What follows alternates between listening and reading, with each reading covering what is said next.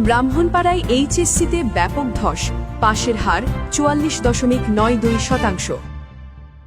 কুমিল্লার ব্রাহ্মণপাড়ায় এবারের এইচএসসি পরীক্ষার ফলাফলে ব্যাপক ধস নেমেছে। বৃহস্পতিবার 16 অক্টোবর সকালে কুমিল্লা শিক্ষা বোর্ডের প্রকাশিত ফলাফলে দেখা গেছে উপজেলা জুড়ে পাশের হার 44.92%।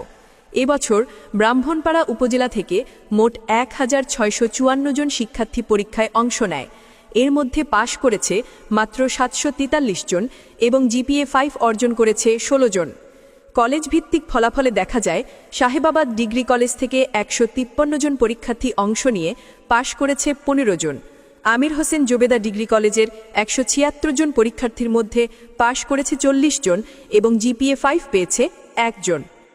মোশাররফ হোসেন খান চৌধুরী বিশ্ববিদ্যালয় কলেজে 563 জন পরীক্ষার্থীর মধ্যে পাশ করেছে 276 জন এবং 8 জন পেয়েছে জিপিএ 5। বড়ধসিয়া আদর্শ কলেজে 32 জনের মধ্যে পাশ করেছে 17 জন। সরকারি বঙ্গবন্ধু কলেজে 104 জনের মধ্যে পাশ করেছে 46 জন।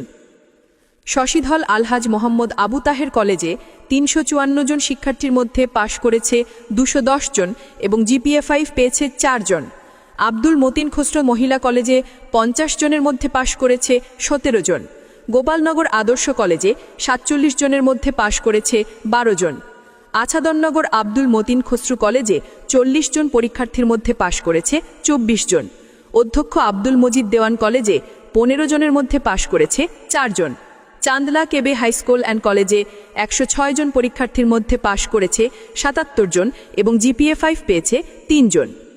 ষাটশালা আদর্শ উচ্চ বিদ্যালয় অ্যান্ড কলেজে 6 জন পরীক্ষার্থী অংশ নিলেও কেউ পাশ করতে পারেনি। প্রফেসর সিকান্দার আলী ভুইয়া বালিকা উচ্চ বিদ্যালয় অ্যান্ড কলেজে 8 জনের মধ্যে পাশ করেছে 5 জন। শিক্ষা সংশ্লিষ্টরা বলছেন গত কয়েক বছরের তুলনায় এবার ফলাফল উল্লেখযোগ্যভাবে কমেছে। তারা মনে করছেন বর্তমান দেশের প্রেক্ষাপটে শিক্ষা ব্যবস্থার দুর্বলতা ও প্রস্তুতির ঘাটতি এ বিপর্যয়ের অন্যতম কারণ হতে পারে। শিক্ষার্থীরা কলেজমুখী হলে আগামীতে পূর্বের মতো এইচএসসির ফলাফল ভালো হবে। নিউজ ডেস্ক, আমাদের বুড়িচং, ব্রাহ্মণপাড়া।